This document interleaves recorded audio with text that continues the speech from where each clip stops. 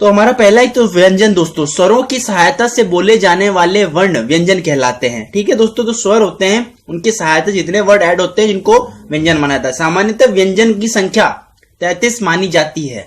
व्यंजन की संख्या कितनी है? 33। तो एग्जाम में आ सकता है व्यंजनों की संख्याएं कितनी है, तो ऑप्शन आ जाएंगे तो 33। अगर द्विगुण व्यंजन को जोड़ दिया जाए, इसमें ड ण और जोड़ ये आते हैं, तो ये 35 हो जाती है। अब बताया पूछा जा सकता है कि व्यंजन में द्विगुण व्यंजन को जोड़ दिया जाए तो व्यंजनों की संख्या कितनी हो जाती है, तो वो हो जाती है 35। तो व्यंजन जो आपके सामने दिए हैं क से ड तक के दोस्तों, इसमें द्विगुण व्यंजन भी जोड़े गए हैं। द्विगुण मतलब दो गुणों से मिले हुए व्यंजन ड़ और ड जो हैं, ठीक है दोस्तों, क्योंकि इसमें अन की बिंदु भी नीचे हुई है। ठीक है, तो वो दो आपको स्पेशली याद करने की आवश्यकता है दोस्तों। तो ये बेसिक चीज है जो व्यंजन में आपको बतानी थी हमें। अब आगे बात करते हैं कि और डिटेल क्या है इसकी। दोस्तों व्यंजन में एक संयुक्त व्यंजन होता है। संयुक्त व्यंजन मतलब क्या होता है? दो व्यंजन जब होते हैं तो उनके योग से बने व्यंजन को बोलते हैं संयुक्त व्यंजन। दो व्यंजनों के योग से बने व्यंजन को बोलते हैं संयुक्त व्यंजन। दोस्तों मेरी बातें जो है आप कृपा करके अच्छे से शांति से सुनिएगा।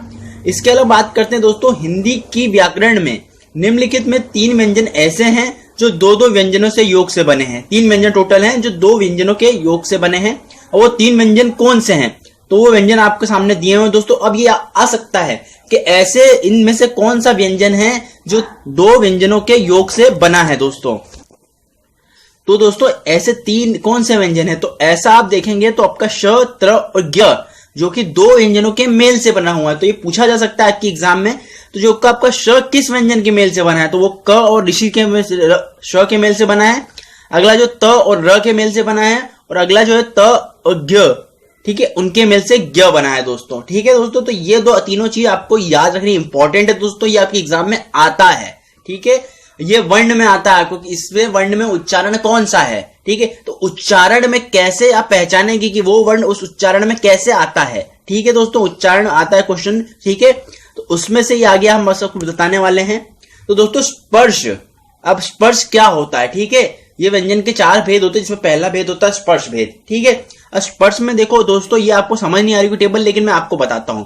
क से म तक की जो व्यंजन दिए हुए हैं दोस्तों, उसमें आपको बताते हैं कंठ। कंठ मतलब होता है गला। तो जब आप क बोलते हैं, ग बोलते, ख बोलते हैं, ग बोलते हैं, घ बोलते हैं, ड बोलते हैं, तो आपके गले का यूज होता है। ठीक है, क ख आप खुद महसूस कीजिए इसको। ठीक है, ग घ बोलते हैं तो इसमें गले का यूज होता है। तो जब भी आता है आपको उच्चारण कि ग का उच्चारण किस शब्द में है, और 4 ऑप्शन आपके सामने दिए होते हैं, तो आप कंफ्यूज हो जाते हैं। आप बोल के देखते हैं तो लगभग आपको सभी में दिखता है, तो ऐसा नहीं है। जब उस वर्ड को बोलें और आपका अगर गले का यूज हो तो दोस्तों वो वर्ण आपका स्पर्श व्यंजन कहलाता है। ठीक है, तो इसको बोलते हैं कंठ। ठीक है, क का प्रयोग जिस वर्ड में होगा तो आप समझ जाएंगे। ठीक है, अब मुग्ध्य जो होता है तालु की मुर्दा के भाग, तालु जो आपका ये पार्ट होता है, ठीक है, जीभ के नीचे वाला, ट, ठ, ढ, ढ, ण, तो इसमें आपको तालु के नीचे का भाग प्रयोग हो रहा है। ठीक है, तो अब आ जाए कि ट का वर्ण का प्रयोग किस शब्द में होता है, तो आपके तालु के, जब तक आप चारों शब्द बोलिए जिस शब्द में आपके तालु के नीचे का भाग प्रयोग हो रहा है उसमें यह शब्द यूज हो रहा है। ठीक है, दंत, दंत यानी दांत। ठीक है, अब त, थ, द, ध, न, तो इसमें आपके दांत का प्रयोग मेनली हो रहा है। बिना दांत के प्रयोग से आप इनको नहीं बोल सकते हैं। ठीक है दोस्तों, तो अब अगर क्वेश्चन आ जाए कि त का प्रयोग, त वर्ण का प्रयोग किस शब्द में है, तो आप अपने वो शब्द बोलिए, और आपके दांत अगर आपस में टकराते हैं तो वो वर्ड में है। ठीक है, इसके अलावा ओष्ठ मतलब दोनों होंठों के प्रयोग करके, तो प, फ, ब, भ, म, तो अब जब ये शब्द को बोलेंगे ना आप, आपके दोनों होंठ हर शब्द में टकराएंगे। जब भी आपके सामने आ जाए अगर इन चारों में से प शब्द, प वर्ण का प्रयोग किस शब्द में है, तो आप शब्द को बोलिए। तो आपके अगर दोनों होंठ टकराते हैं, ठीक है, तो वो वर्ण आपका प शब्द में आता है। ठीक है, तो इस प्रकार से पूरी स्पर्श व्यंजन की ट्रिक है।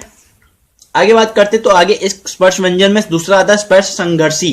ठीक है, इसमें तालवी यानी तालु का उच्चारण होता है, जिसमें च, छ, झ, झ, य होता है। ठीक है, तो बेसिकली जो तालु का प्रयोग होता है आपके।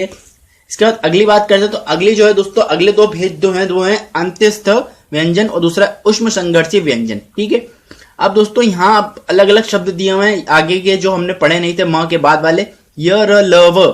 ठीक है, तो य के लिए तालु का यूज होता है, उच्चारण का स्थान होता है और तालव्य होता है। ठीक है, इसके बाद र जो होता है उसमें दंत, र, तो उसमें र, तो उसमें दंत मूल का यूज होता है, ठीक है, दंत और मूल दोनों का यूज होता है। वैसे ल, उसमें भी दंत मूल दोनों का यूज होता है। व बोलने में निचले होंठ और ऊपर के दांत, व, ठीक है, तो निचले होंठ और ऊपर के दांत उसका प्रयोग होता है।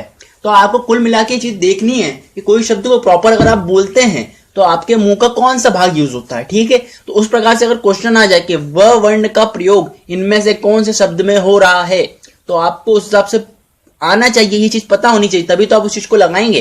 तो ये क्वेश्चन आते हैं एग्जाम में, लेकिन कई लोग इसको गलत करते हैं मैक्सिमम टाइम, ठीक है।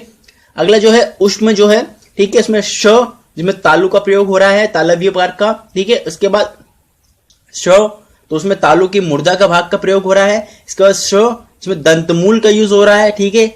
और इसके बाद स्वर यंत्र ह, तो उसमें सभी चीज का प्रयोग हो रहा है, ठीक है। ह में सभी चीज का, तो आपको याद रखना अंतस्थ व्यंजन कौन से हैं, य, र, ल, व, और उष्म व्यंजन कौन से हैं, ये श, श, श, श, ह। पसंद आया ना? ऐसे ही प्यारे प्यारे लाजवाब वीडियोस देखने के लिए प्लीज आपके मम्मी पापा से सब्सक्राइब करने के लिए कहिए ना। हम और भी मजेदार वीडियोस आपके लिए ला रहे हैं। तब तक के लिए शुक्रिया, फिर मिलेंगे।